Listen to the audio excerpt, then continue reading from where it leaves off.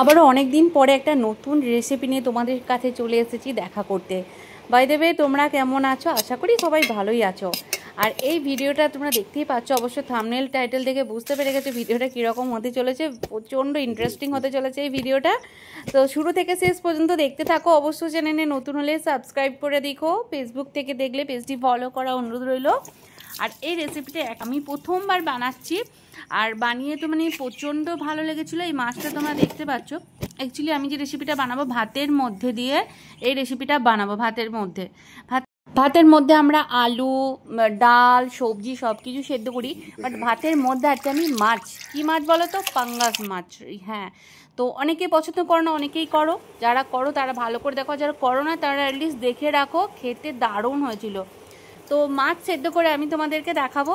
তো চলো প্রসেসটা দেখে নাও। মাছগুলো ভালো করে পরিষ্কার করে ধুয়ে নিয়েছি, দেখতেই পাচ্ছ। তারপরে একটা প্লেটের মধ্যে কিছুটা পেঁয়াজ কুচি, কিছুটা টমেটো কুচি, কাঁচা লঙ্কা, আর তার সাথে একটু পরিমাণে তোমার হলুদ গুঁড়ো, লঙ্কা গুঁড়ো, ধনে গুঁড়ো, জিরে গুঁড়ো, ব্যাস আর কিচ্ছু না।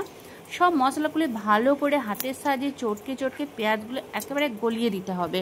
যেহেতু পেঁয়াজগুলো আমি এখানে বাটা দিচ্ছি না, পেঁয়াজগুলো হাতের সাহায্যে এভাবে চটকিয়ে দেবো। এরকম করে করলে টেস্টটা আরও আসবে আমার মনে হয়। জানি না, পেঁয়াজ বাটার থেকে পেঁয়াজ কুচিটা বেশি টেস্টি হয়। তো মাছগুলো দেখো এর মধ্যে দিয়ে দিলাম। মাছের সঙ্গে একটা কি ছিল আমি ওটা বুঝতে পারলাম না। তোমরা যদি কেউ জানো ওগুলো কি, তো অবশ্যই কমেন্ট করো। সাদা সাদা ফুলের মতো দেখতে। তো দেখো মাছগুলো হাতের সাহায্যে কিন্তু ভালো করে ম্যারিনেশন করতে হবে অনেকক্ষণ ধরে সময় নিয়ে, কারণ যত তুমি ভালো করে এটা মাখবে তত কিন্তু রেসিপিটা টেস্টি হবে। তো এটাকে আমি 10 থেকে 15 মিনিটের জন্য রেস্টে রেখে দেবো ঢাকা দিয়ে। এই দেখো ঠিক এরকম ধরনের। তো এবারে আমি একটা ছোট্ট টিফিন বক্স নিয়ে নিলাম। এরকম টিফিন বক্স তোমাদের সবার বাড়িতে আছে। তো এরকম টিফিন বক্সের মধ্যে ম্যারিনেট করা মাছগুলো এর মধ্যে দিয়ে দেবো। এই দেখো পুরো দিয়ে দিয়েছি। তো এটা পুরো ড্রাই লাগছে। উপর থেকে বেশ কিছুটা সর্ষের তেল এখানে দিয়ে দেবো। তোমরা সাদা তেল ইউজ করতে পারো, বাট সর্ষের তেল দিলে স্মেলটা খুব সুন্দর হয়।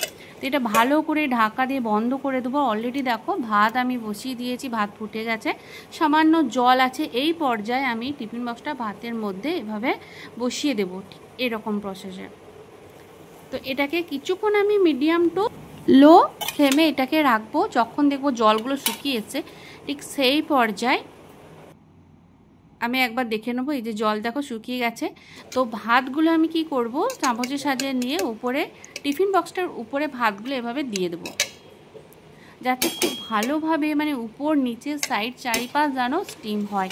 তো ভাতগুলো পুরো আমি ঢাকা দিয়ে দিলাম। তো এটাকে একেবারে লো ফ্লেমে আমি কিছুক্ষণ এটা রান্না করব। যখন দেখবো ভাতের জল পুরো শুকনো হয়ে গেছে, খুলে দেখে নিচ্ছি ঢাকনা দিয়ে। এই যে দেখো জল একেবারেই নেই, ভাত প্রায় হয়েই গেছে আমার মনে হচ্ছে। তাও আবার চেক করে দেখে নিই, একটা টিপলেই কিন্তু বোঝা যাবে বাকি বা ইয়েগুলোও হয়ে গেছে ভাতগুলো। এই যে পুরো পারফেক্টভাবে ভাতও সেদ্ধ হয়ে গেছে, জলও শুকিয়ে গেছে। তো যেটুকুনি জল আছে আমি সেটুকুনি জলটাকে বের করে নেব। এই যে গ্যাসের চুলা আমি বন্ধ করে দিলাম। তো এটা কিছুক্ষণ আমি রেস্টে রেখেছিলাম। তো দেখো পুরোপুরি রেডি হয়ে গেছে। এবারে দেখবো এটা কি হয়েছে। ভাতগুলো আমি সরিয়ে দিই। বাপরে বাপ, প্রচণ্ড গরম, খুব সাবধানে করতে হবে এটা। হাতে তো মানে গরম গরম ছাকা তো লাগবেই। তো এটা আমি হাতের সাহায্যে তুলে নিই, চামচের দ্বারা হচ্ছে। ও বাবা কি গরম রে বাবা। তো দেখো প্লেটের মধ্যে নিয়ে নিলাম। আর সামান্য একটু কিন্তু তোমার তরকারির ঝোল একটু ওপর ওপর ভাতে পড়েছে। এটা দারুণ স্মেল। এটা চামচের সাহায্যে আমি তুলে নিয়ে তো মানে ট্রাই করব। আর পুরো ভাতটা একদম খুব সুন্দর ফ্রেশ হয়ে আছে দেখো। আর এত সুন্দর স্মেল বেরিয়েছে, তোমাদের কি বলবো।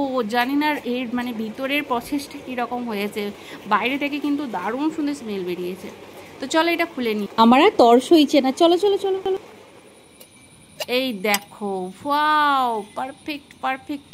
ওহো, আমি তো বুঝতেই পারছি না এটা মাছ না মাংস রান্না। আমার তো মনে হচ্ছে এটা চিকেন। তো তোমরা কি চিনতে পারছো মাছের কি পরিবর্তন এসছে? দেখো দারুণ দারুণ লুক এসছে, জল পড়ে যাচ্ছে। তো এটা আমি একটা প্লেটের মধ্যে নিয়ে নেব।